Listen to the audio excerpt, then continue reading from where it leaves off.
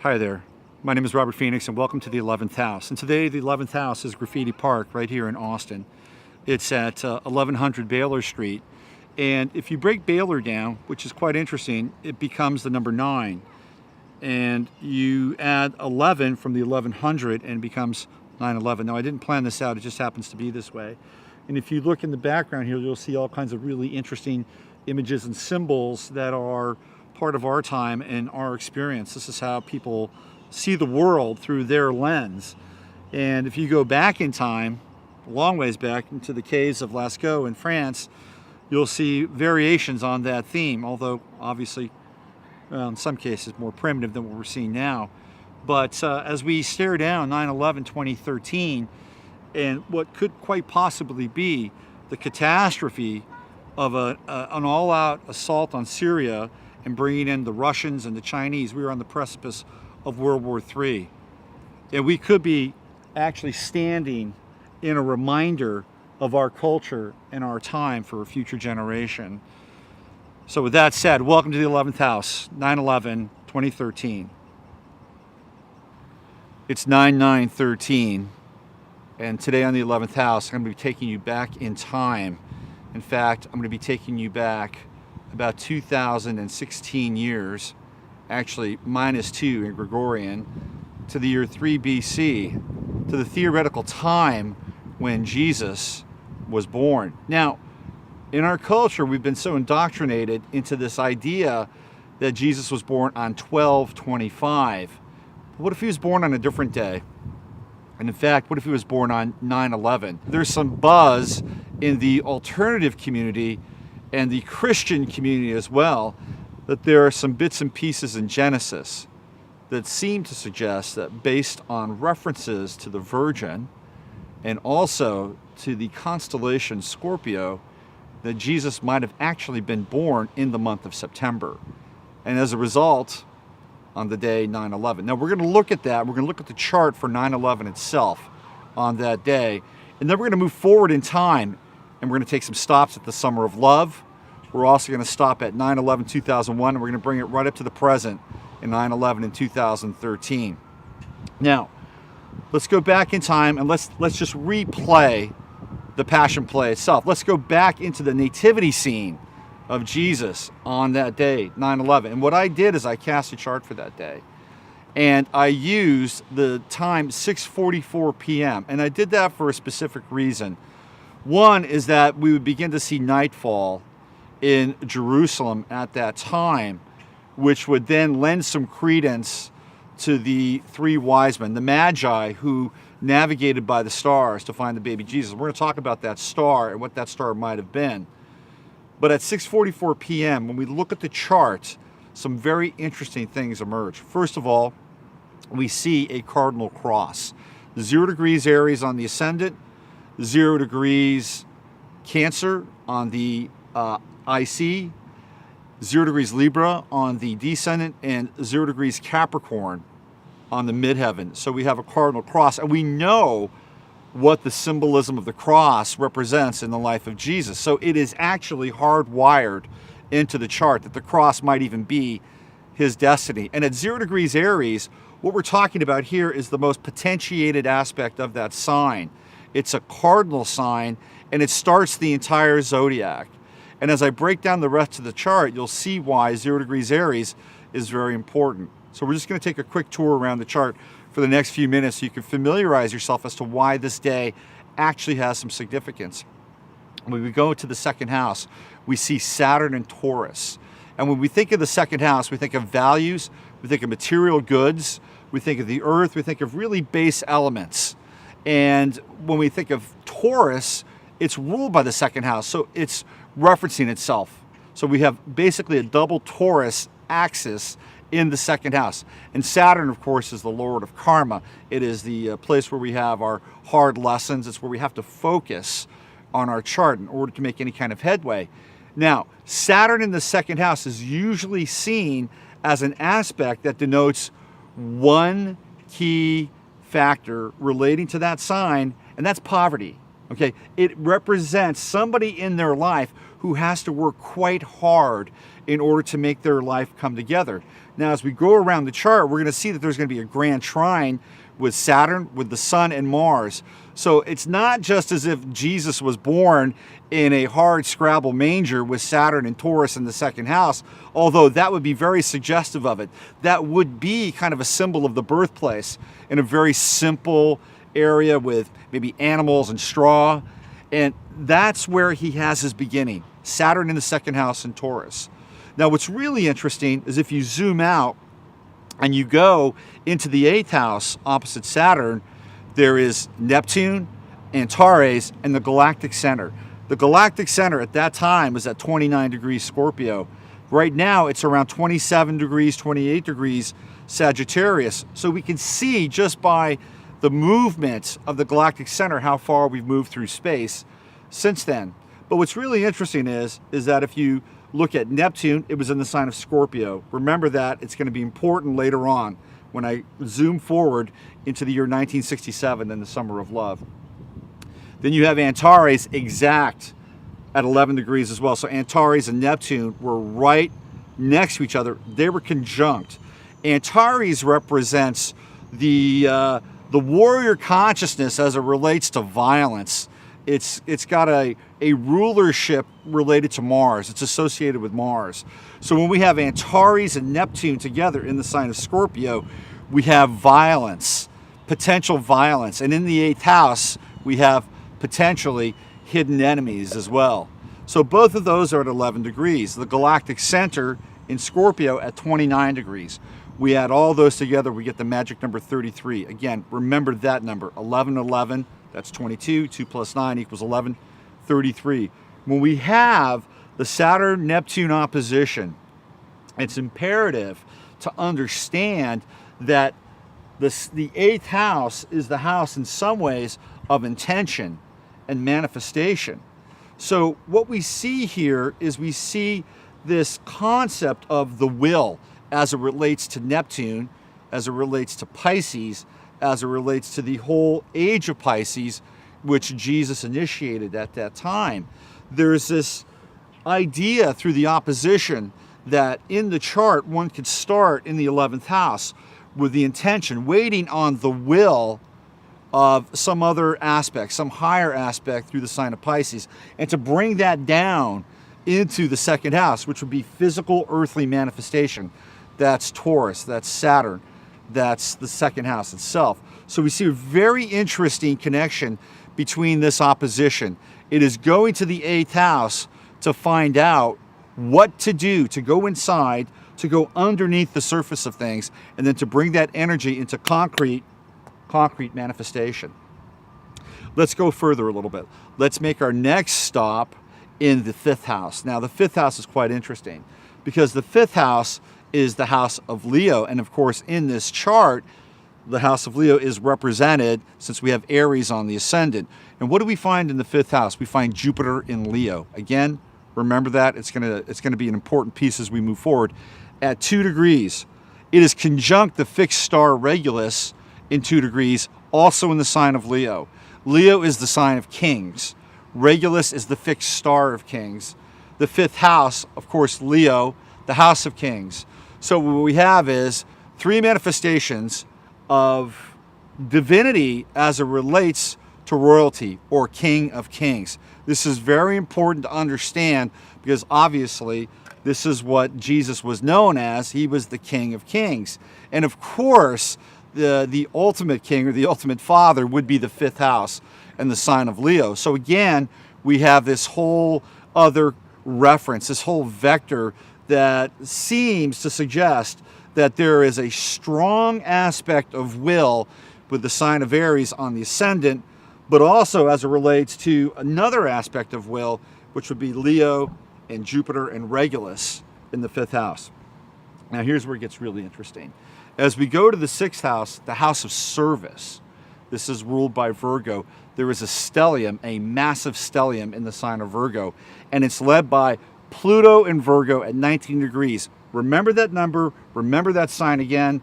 When we get to 1967, you're going to see what happens. Pluto in Virgo, Sun in Virgo, Mercury in Virgo, Venus in Virgo. I believe there was Spica in Virgo at the same time as well. We have a massive stellium, and it's all pretty tight. So when we think of the life of Jesus and we think of the man, what was he invested in? He was invested in service. He was invested in helping out his fellow man. And when we see the sixth house in the sign of Virgo, we see a massive congregation of planets, all in the sign of Virgo, which would suggest that this was a very important piece in this man's life. Now, inasmuch as the sixth house is the house of service and dharma and helping one's fellow man, it's also the house of healing, just like Virgo is the sign of the healer. And when we have all those planets in the sixth house, especially with Sun conjunct Pluto, we see the potential of a master healer here. So when we think about Jesus and some of the miracles that he might have performed, especially when it comes to healing and potentially even raising the dead, it would not be out of line from an astrological perspective, especially with the Sun conjunct Pluto at such a tight degree that these types of powers, that these types of abilities, that these types of gifts were part of this person born on this day and at this time. Now, if we zoom out, we come to a very important aspect. We go to the 12th house, and the 12th house is the house of the soul. That's what I like to call it. It's the house of the cosmic ocean, the void. It's where we leave. We come into the first house and we leave through the 12th house. And in the 12th house, we have Uranus and Pisces. And this is an interesting aspect in that Jesus is initiating the Piscean age, number one. But also, if you look at it from the same kind of angle that we talked about with the opposition between Saturn and Neptune, and Saturn getting its marching orders from the manifestation of Neptune, and understanding what needs to be done on an energetic level and bringing that into the second house and making it physical, the same thing or the same aspect can be applied to the 12th house with Uranus. So for instance, if we look at Uranus as the radical, as the rebel, that Jesus was bringing in at that time, Jesus, Sananda, Emmanuel was bringing at that time a radical understanding of what it is to be a human, a radical understanding of the notion of a soul, and a radical understanding of waiting on the will or the right timing to act at any given amount of time, because that's Uranus. It is unpredictable, it is explosive, and it is catalytic. And so what we have here is we have this catalytic energy in the 12th house, and this individual trying to get in touch with it, trying to find that divine spark. And then once it happens, it comes into the opposition to the 6th, and it opposes Pluto and it opposes the Sun. Now, that opposition will also play a role later on in his life, obviously, as it also represents a dramatic ending to a life as well.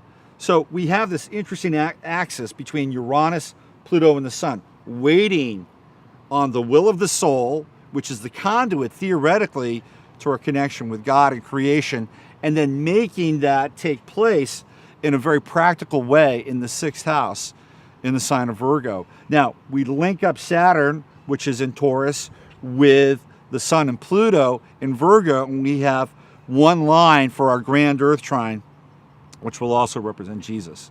Now, we go all the way through the 8th house. We've already been there. We've seen those 3 planets, Neptune, we've seen Antares, and we've seen the galactic center. And we're going to go all the way up to the top of the chart. And that's where he has the midheaven at 0 degrees Capricorn.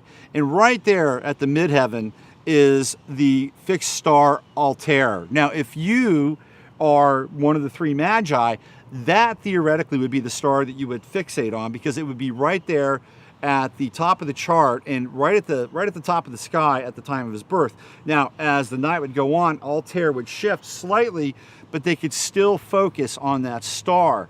Now, Altair has some similar connections in some ways to Antares, but Antares is violent. Antares is almost like the id unleashed in some way.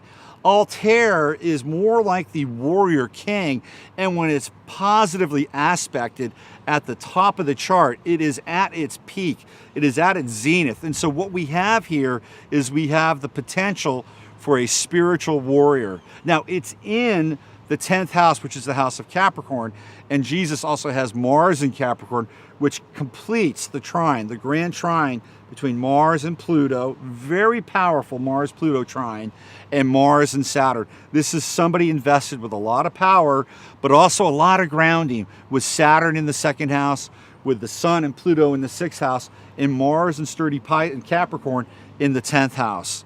Now, what does this all mean? Well, one of Jesus's adversaries during that time were the money lenders. It was the money lenders, it was the shopkeepers, it was the merchants, and in some ways it was the Pharisees who represented the merchant class at that time. So what we have here is we have a conflict and a square between the midheaven and between the ascendant. And when that conflict and that square comes into play, there is struggle, there's battle, there's even violence. So we can actually see in the life of Jesus this conflict that would bring him in touch with the powers that be during his time. And we've got one last stop on the chart before we move forward, and that's the 4th house. And in the 4th house, we're going backwards a little bit. In the 4th house, there is the fixed star Sirius. Now, the 4th house represents home, represents where you live. It might even represent where you came from.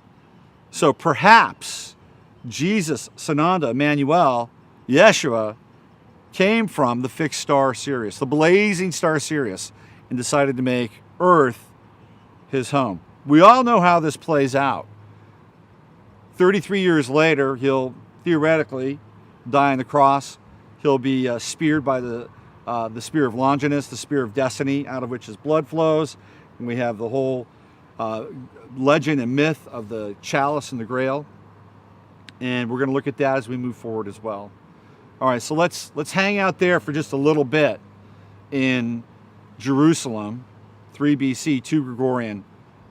And then we're going to go forward. We're going to go to the Summer of Love. I'm going to make some connections that will blow your mind.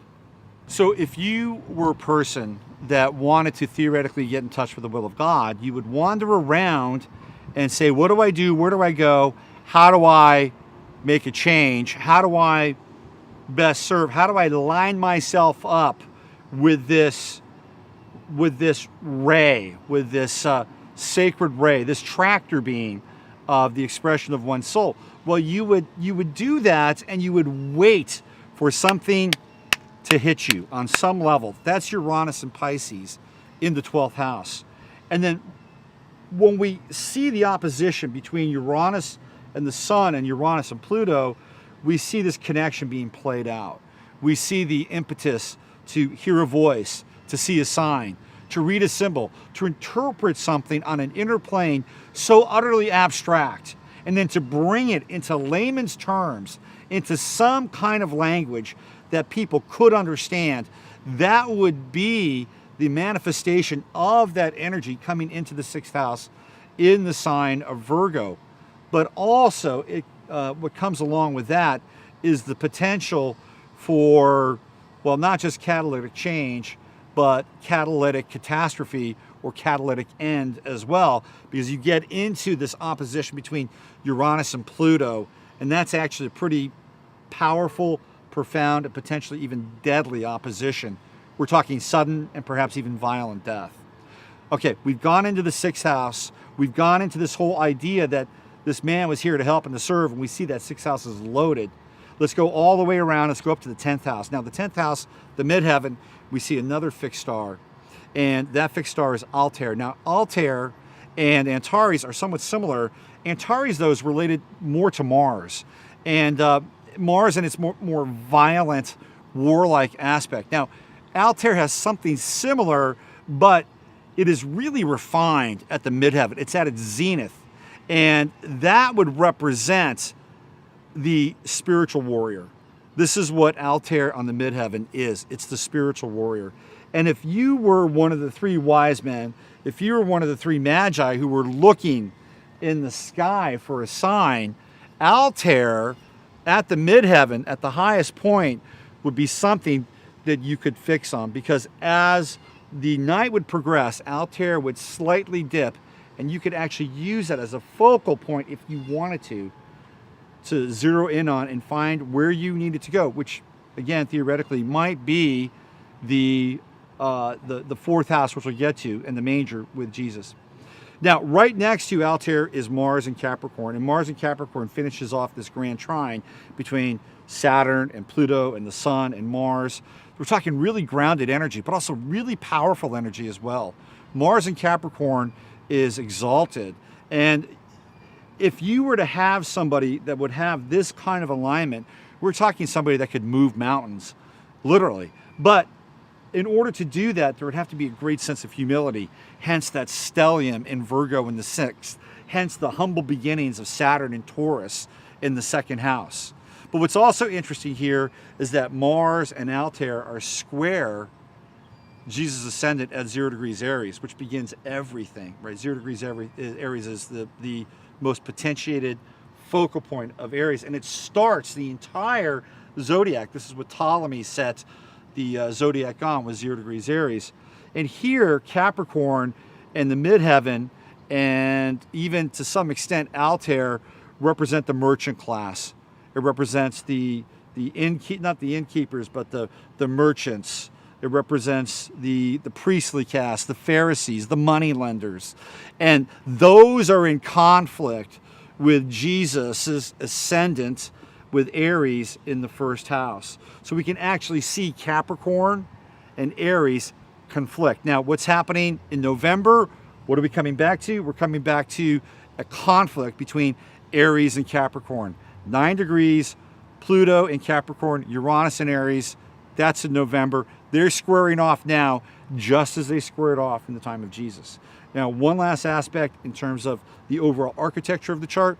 Jesus had the true node in the 11th house. The 11th house is Aquarius. So even though he was trying to anchor this kind of Piscean will into his chart, his real goal, his real true north in his lifetime was to create the Aquarian age. Because if you want to know where to go in the chart, it is the true north. It is the true node. And so there we have, in the 11th house, the house of Aquarius, him setting up shop really for the next 2,000 years, and hopefully people picking up on it. And of course, who does he find along the way? He finds the 12 disciples. Again, a very 11th house kind of experience. And the 12 disciples have resonance with all 12 signs, all 12 zodiac signs. So we're bringing in astrology one more time. And one last piece. If you look down to the 4th house, the house of home, the house where we grow up, where we play with other children, and where we suckle at our mother's breasts, that's the 4th house. Jesus has the fixed star Sirius right down in the 4th house. And the question comes to mind, is this his origin? Is this where he came from? Is this what he calls home? We might explore that in the next few minutes here. Okay, so let's move forward. Let's go to 1967. It's the year known as the Summer of Love. And it's a time where there's an unprecedented amount of emotion that the let me start that again.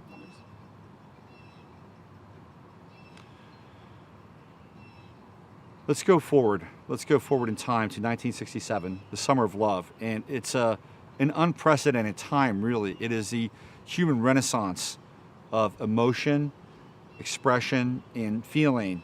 There's a whole wave of baby boomers that are waking up to their potential. It's like a child, one giant child that realizes it's in its body, and it's going to play, and it's going to play hard.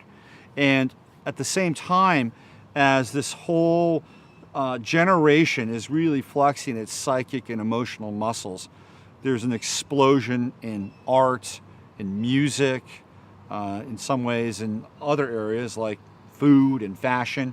It's a very, again, catalytic time. Now, some people have this idea, and I'm probably one of them, that some of that was put in place intentionally. And I'm not going to get into that in this episode, and we might revisit that a couple of episodes down the line. But let's just assume for now that this is an organic explosion of humanity, a true renaissance, maybe the last renaissance that we've had since maybe the French Revolution or something along those lines and that time. So we have this energy that is just bubbling up and percolating through everything. Let's look at some of the aspects that made that time, in my mind, what it was. In fact, let's go to September 11th, 9/11, 1967. Where was the planet Pluto? It was in the sign of Virgo, and it was really just 2 degrees off of the sign of the time when Pluto was in Virgo at the time of the life of Jesus. So here we have the birth of Jesus, Pluto in Virgo, summer of love, Pluto in Virgo. Okay. Now, Neptune was in the sign of Scorpio during the summer of love. Where was Neptune during the time of the birth of Jesus? In Scorpio. So we have 2 major planets, 2 outside planets, both in the same sign. And where was Jupiter during the summer of love? It was in the sign of Leo, albeit a little bit advanced. I think it was around 19, 20 degrees at that time, but still Jupiter was in Leo. And where was Jupiter at the time of the birth of Jesus?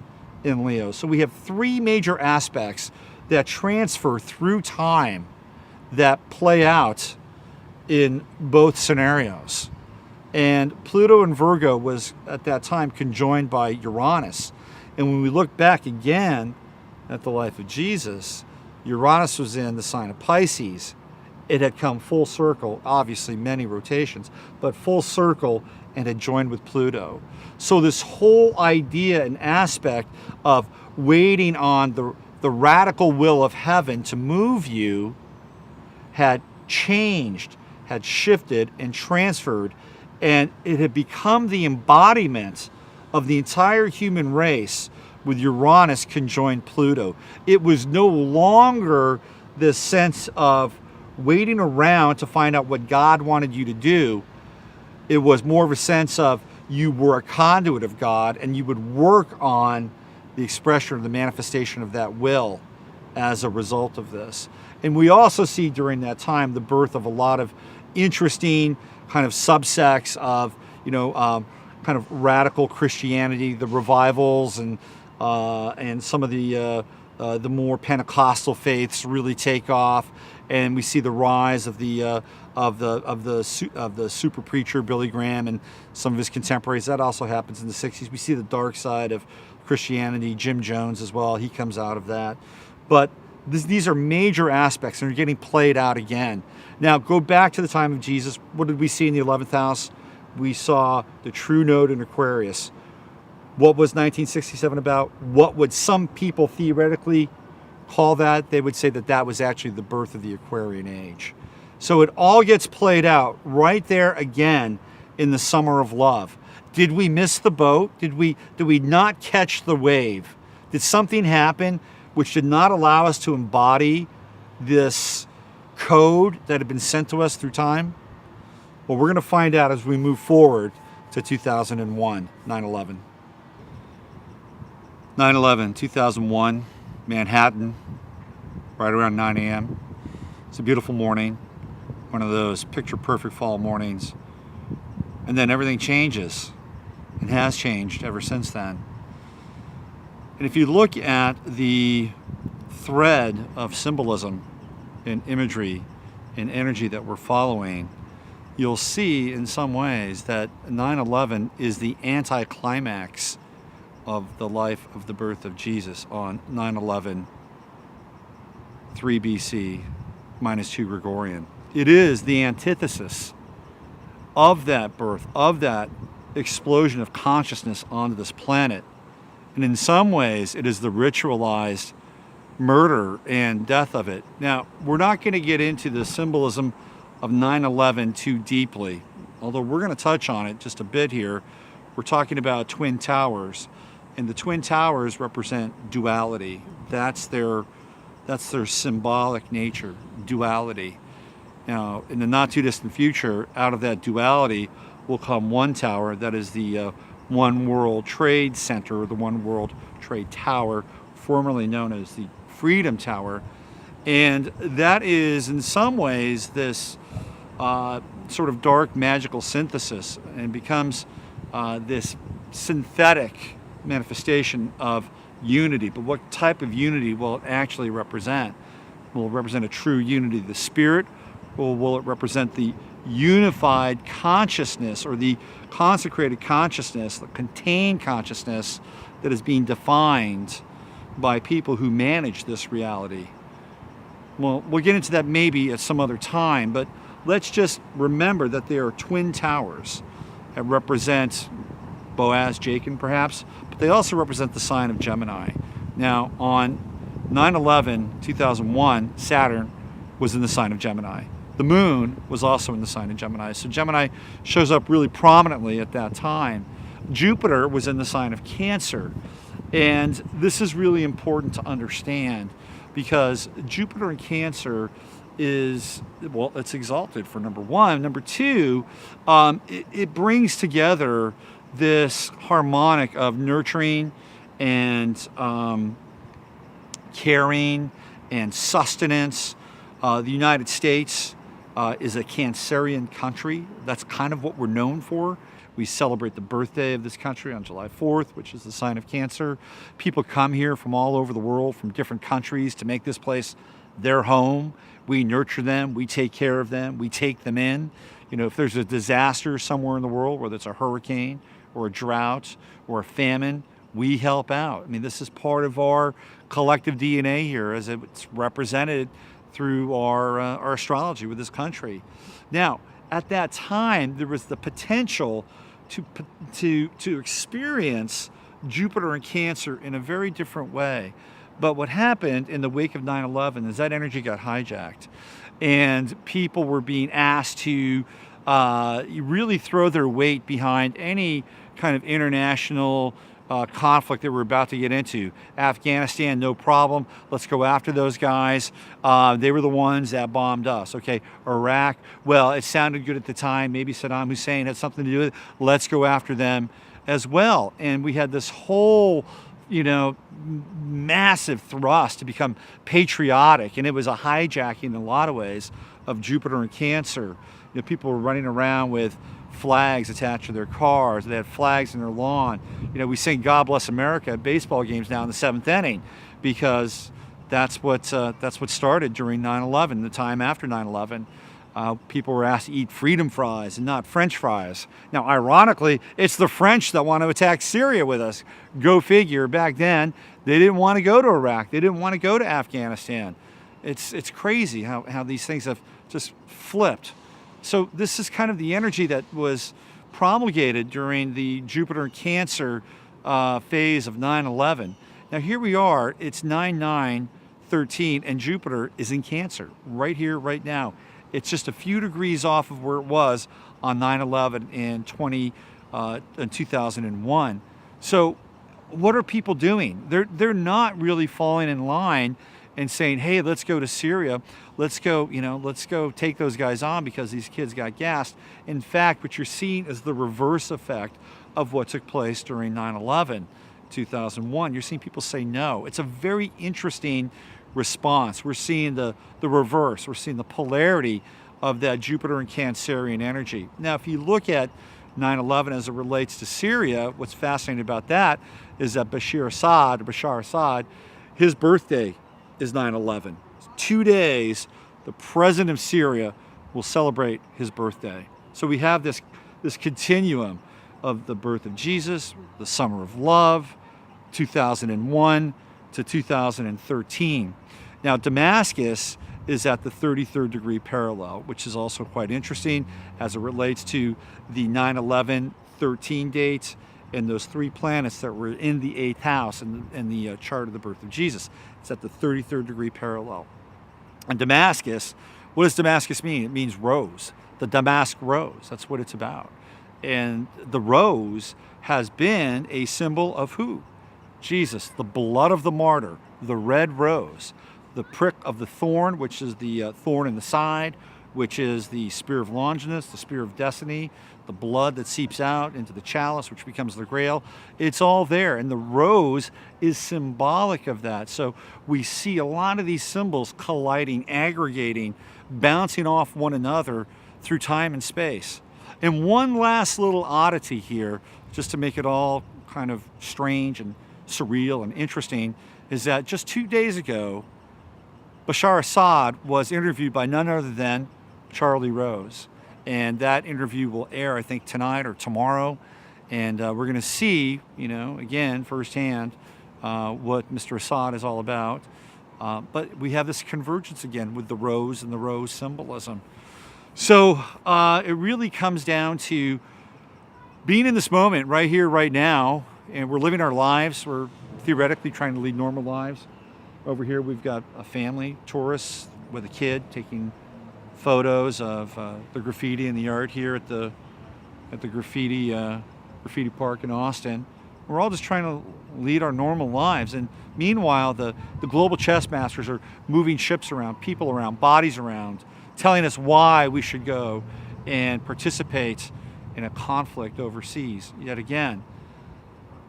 And so I ask you, what are you going to do? Well, here's the best you can do. Live your life and stay as clear with your conscience as you possibly can, and go back into the 12th house. Go back into that time when theoretically Jesus, Anand, Emmanuel had to deal with Uranus in Pisces, and listening for when to move and when to speak and when to gesture and when to make some kind of either real or symbolic action in your life. If you do that, I guarantee you, you'll be just fine. Until next time, this is Robert Phoenix speaking to you from the 11th house.